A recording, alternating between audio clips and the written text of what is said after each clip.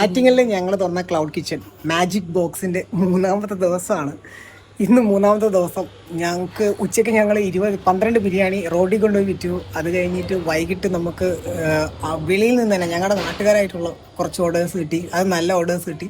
പിന്നെ അതിനുശേഷം നമുക്ക് സ്വിഗ്ഗിയിൽ ഒരുപാട് ഓർഡേഴ്സ് വന്നു. അറിയില്ല, കൗണ്ട് ചെയ്യാൻ പറ്റില്ല, ഞങ്ങൾക്ക് കൺട്രോൾ ചെയ്യാൻ പറ്റുന്നില്ല ശരിക്കും. ഇപ്പം നമ്മളൊരു കാര്യം മനസ്സിലാക്കി, നമുക്ക് നിലവിലുള്ള സിസ്റ്റം വെച്ച് കൺട്രോൾ ചെയ്യാൻ പറ്റില്ലെങ്കിൽ ഇത് മാനേജ് ചെയ്യാൻ പറ്റില്ല എന്നുള്ളൊരു സത്യാവസ്ഥ ഞങ്ങൾ മനസ്സിലാവുകയാണ്.